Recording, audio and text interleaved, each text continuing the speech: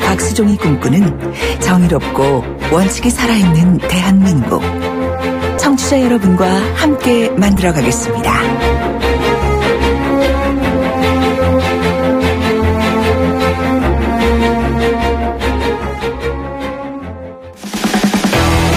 돌려보고 비틀어보는 오늘의 이슈. 이종훈의 뉴스 측면 승부. 네, 시사계 측면 승부사 이종훈 박사 오셨습니다. 안녕하십니까? 네, 안녕하세요. 오늘 이슈는 뭐로 잡으셨습니까? 여전히 모자랍니다. 뭐가 모자라는 겁니까? 네, 역량과 지혜. 누구의 역량과 지혜가 모자라는 겁니까? 오늘 홍정욱 전 한나라당 의원이 서울시장 출마설을 부인했지 않습니까? 예. 그러면서 한 얘기입니다. 뭐라고 얘기를 했느냐? 예. 국민과 국가를 섬기는 공직은 가장 영예로운 봉사입니다. 네. 그러나 공직의 직분을 다하기에 제 역량과 지혜는 여전히 모자랍니다. 굉장히 겸손하죠. 예. 네. 이것 때문에 인기가 또 싹 좀 오르겠어요. 호감도가 싹 올라갈 것 같지 않습니까? 예. 아니 뭐 그런 건 제가 정치적으로는 생각을 못 했고요. 네. 왜냐하면 진심에서 만약에 이야기를 했다면 삼고초려 정도는 하면 어떨까 하는 생각도 해봤는데. 뭐 그런 걸 염두에 두고 사실은 이제 뭐 이야기 나오자마자 덥석. 그렇죠. 이것도 좀 모양새가 이제 나쁘니까 저는 약간 고사하는 그런 표현으로 썼을 수도 있긴 하죠. 네. 근데 방금 제가 오신환 바른정당 원내대표하고 인터뷰하면서 이 말씀을 드렸었거든요. 네. 홍정욱 전 한나라당 의원, 그러니까 지금 헤럴드 회장이죠. 헤럴드 신문, 영국자 신문 회장인데 이분이 정치를 접었지 않습니까? 국회의원 하다가 이제 더 이상 국회의원 하기 싫다 이러면서. 예, 그렇죠. 네. 근데 홍준표 자유한국당 대표가 영입을 하려고 했는데 지혜도 모자라고 공직에 대한 공복으로서의 직분을 다하기에는 여전히 모자란다. 이거는 알쏭달쏭합니다. 어떤 뜻인지. 맞습니다. 예. 굉장히 정치적인 이제 표현이라고도 좀 볼 수 있는 그런 부분이 좀 있긴 하죠. 그러니까 물론 이제 진정성을 가지고 한 얘기일 수도 있으나 정치적으로도 그렇게 해석될 수 있는 여지는 분명히 좀 있는 건데요. 어찌됐건 뭐 홍준표 자유한국당 대표의 그 영입 계획에 지금 차질이 지고 있는 그런 그 상황입니다. 그러니까 이 자유한국당 홍문표 사무총장이 안 그래도 어제 한 언론과 인터뷰에서 이 홍 전 의원 서울시장 후보 영입과 관련해서 지금 대화하고 있는 건 사실이다. 라고 공개를 이미 했거든요. 그리고 이제 류호의 전 최고위원은 그래서 이거 자유한국당 전부 다 홍으로 가는 거 아니냐라고 또 굉장히 또 쓴소리를 하기도 했고 어떻게 보면 거의 기정사실처럼 이렇게 굳어져 가는 상황에서 갑자기 본인이 불출마를 딱 선언을 하고 나선 그런 상황이 되고 만 거죠. 근데 뭐 지금 상태에서 놓고 보면 이런 분들, 그러니까 뭐 홍정욱 전 의원이라든지 안대희 씨라든지 또 장제국 씨 이런 분들이 자유한국당으로 갔을 때 당선이 될까 안 될까를 일단 주판화를 튕겨볼 거 아니겠습니까? 그렇죠. 그러니까 이제 과연 이제 이 영입에 응하지 않는 불출마 선언을 한 그런 이유가 과연 진짜 뭐냐? 이것을 이제 우리가 이제 캐 묻는다면 역시 첫 번째 이유는 당선 가능성이 불투명하기 때문이다라고 진단할 수 있겠죠. 그러니까 자유한국당 후보로 나가서 이번 지방선거에서 과연 이길 수 있느냐? 그것에 대한 이제 확신이 좀 안 드는 그런 측면이 그렇겠죠. 분명히 이제 가장 먼저 작용을 할 것 같고요. 그리고 인재 영입 방식에 대한 약간의 거부 반응도 좀 없잖아 있는 것 같아요. 그러니까 뭐 거취 표명도 본인이 아직 명확하게 하지 않은 상태에서 그냥 언론 보도부터 그냥 나갔단 말입니다. 그러니까 벌써 뭐 영입이 다 된 것처럼 이렇게 이제 당 차원에서도 설명을 하고 막 하니까 이러면 누구라도 약간 기분이 좀 이제 상하는 거죠. 그런 부분도 있고 그리고 뭐 그야말로 그러니까 조금 전에 이제 그 말씀하신 바와 마찬가지로 뭐 삼고초려하는 그런 모양새라도 좀 갖춰주면 출마했을 때 사실은 훨씬 더 힘을 더 받는 그런 측면도 있잖아요. 명분도 있고. 그런데 그런 거와 상관없이 뭐 모르겠습니다. 홍 대표가 이제 굉장히 좀 의욕이 앞서다 보니까 그럴 수도 있는데 너무 이제 언론 플레이부터 하는 거 아니냐라고 하는 그런 것도 좀 있는 것 같고 동상이몽도 좀 있는 것 같아요. 그러니까 뭐냐면 저들 코너인데 본인들이 생각하는 그런 자리와 지금 이제 이야기되고 있는 자리가 좀 잘 안 맞는다 이런 생각을 할 수도 있다. 예를 들어서 어떤 자리를 생각하는데 대선에 나가길 원하는데 또는 국회의원 자리를 원하는데 뭐 갑자기 지방선거 나가라고 하니 격이 안 맞다. 격이 안 맞거나 이제 본인의 희망사항하고는 좀 안 맞는 그런 상황일 수도 있는 거죠. 누가 대선을 생각하고 있을까요? 세 분 중에서 그러면. 뭐 그걸 제가 말씀드려야 됩니까? 저는 예. 세 분 다 가능성이 있다라고 봅니다. 세 분 다요? 예.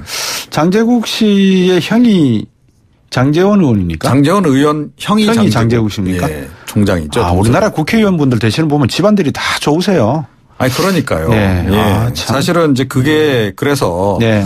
이제 홍 대표가 새해부터 지금 서민 보수하겠다라고 지금 얘기를 하고 있는데 네. 그거하고 과연 맞느냐? 이런 본질적인 문제 제기를 안 할 수가 없는. 제 말씀이 그 말씀입니다. 예, 그러니까 오늘도 그 여의도 연구원 주최한 그 정책자문위원 워크숍 때 뭐라고 얘기를 했냐면 이회창 전 총재나 박근혜 전 대통령이 있을 때 이 당이 귀족 보수, 금수저 보수, 엘리트 보수주의 보수 아니었느냐 그러면서 자기는 신보수주의 그래서 서민 보수를 표방하겠다라고 얘기를 했단 말이에요. 그런데 뭐 홍정욱 전 의원도 그렇고 장제국 동서대 총장도 그렇고 대표적인 금수저 출신이죠. 또 안대희 전 대법관도 뭐 이 태생부터 금수저는 아니었다라고 하지만 대법관 그만두고 나서 전관 예우로 해서 좀 상당히 많은 금액을 한꺼번에 버는 바람에 이것 때문에 사실은 그 총리 후보에서도 낙마했던 거 아니에요? 그러면 이제 후천적 금수저라고 볼 수 있는데 왜 이런 분들만 계속 영입을 하겠다라고 하면서 서민 보수 표방하겠다라고 이야기를 하느냐. 이것도 앞뒤가 안 맞는다. 이런 지적이 나올 수밖에 없는 거죠. 그렇죠. 그러니까 보수가 아직까지 지금 서민이라기보다도 대다수의 범부 국민들이 생각하고 있는 바를 모르신다고 생각되는 게 진성준 전 검사였습니까? 진경준 수백억의 주식 차익을 얻은 사람이 무죄로 풀려났잖아요. 그러니까 이게 보수의 단면으로 국민들은 알고 계신단 말이에요. 이런 거를 갖고 가는 보수로서는 도저히 국민들을 설득할 수도 없고 지지를 받을 수 없다는 점을 왜 모를까요? 그러니까 굉장히 상식적인 이제 그 눈높이에서 이렇게 보면 잘 보이지 않습니까? 제가 조금 전에 말씀드린 것처럼 그러면 좀 일부러라도 쇼라도 좀 하죠. 그렇죠. 그러니까 일부러라도 그런 이제 흑수저 출신의 나름의 어떤 뭐 성공 신화를 가지고 있는 인물들을 이렇게 찾아본다든지 이래야 하는데 이제 그 방향하고는 좀 전혀 좀 다른 방향에서 지금 계속 활동을 하고 계시니. 친박분들은 조용히 계시네요. 하기야뭐 그분들은 지금은 할 말이 없으시겠죠. 아, 그렇죠. 지금 뭐라고 얘기를 하겠습니까? 홍의 홍준표, 홍문표, 홍종욱 이래 관리했다는 거죠. 아, 그렇죠. 유해 최고가 지적했던. 홍 이러네. 예, 그 얘기입니다. 뭐 실제로 집안으로 어떻게 연결이 돼 있는지는 모르겠으나. 일단 뭐. 그렇게 볼 수는 있는 거죠. 외견상은. 이종훈 박사께서 서민 보수를 지향하겠다는 홍 대표에게 한 말씀만 끝으로 간략하게 해주세요. 글쎄요. 그러니까 뭐 좀 앞뒤가 맞는 그런 그 전략을 좀 수립을 하시면 좋을 것 같고. 좀 그야말로 국민 눈높이로 좀 내려오셔야 할 것 같아요. 아직도 구름 타고 다니시는 거예요. 그러신 것 같습니다. 말씀 잘 들었습니다. 고맙습니다. 시사평론가 이종훈 박사였습니다. 청취자가 묻고 박 박사가 전한다. 방송을 들으시면서 궁금하신 사항은 문자 메시지로 보내주세요. 샵 0945번, 우물정 0945번으로 짧은 문자 50원, 긴 문자 100원의 정보 이용료가 있는 문자 메시지로 보내주시면 박 박사가 꼼꼼하게 읽고 인터뷰에서 대신 질문해드립니다. 오늘 들으신 인터뷰 방송은 YTN 라디오 곽수종의 뉴스 정면 승부 홈페이지나 팟캐스트, 팟빵을 통해 다시 확인하실 수도 있습니다.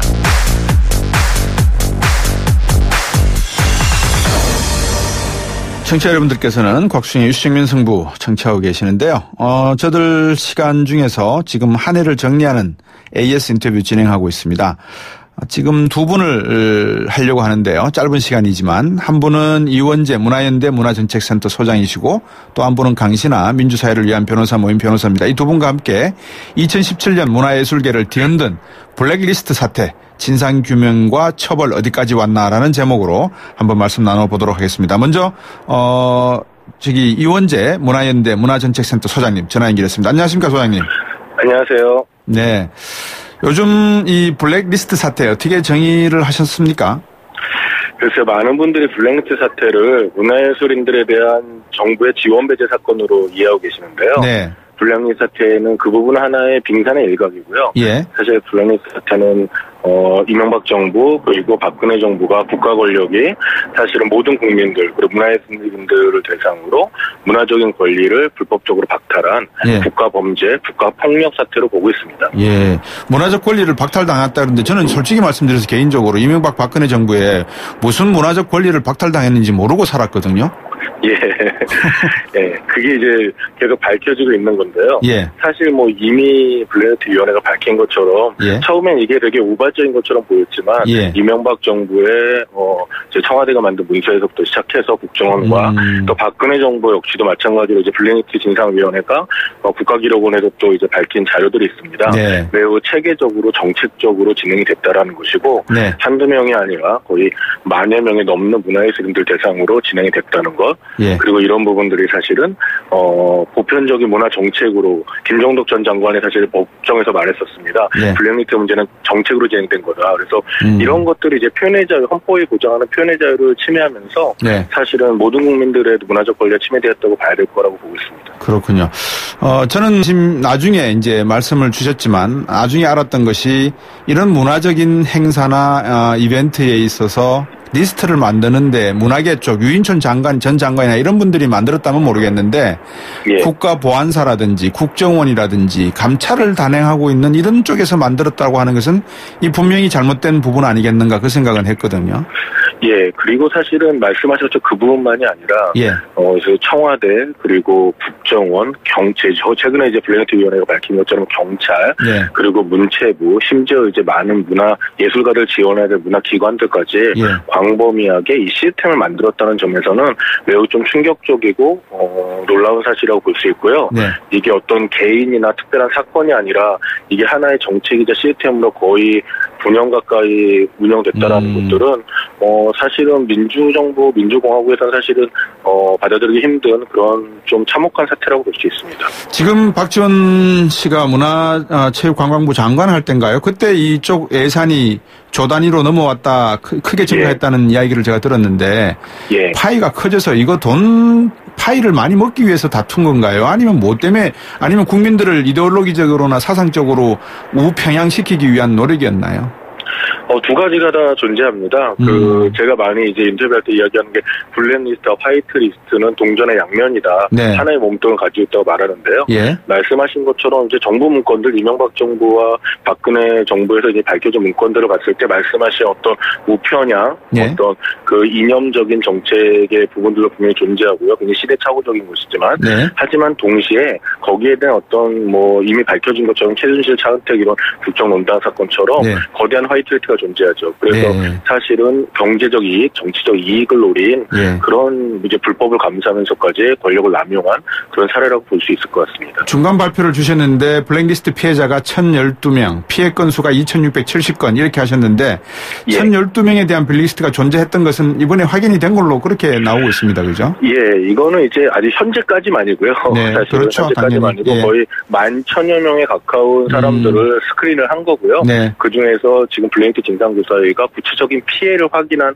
건수가 이 정도라고 이제 중간보고 드린 겁니다. 제가 많이 알고 있는 문화예술계 분들도 어떤 행사에 참여하는 것도 꼭 보면 정치적 행사에 참여하실 때 많이들 거절하시고 했던 이유가 예. 거기에 참여하게 되면 자칫 내가 찍힌다라는 표현을 쓰셨거든요.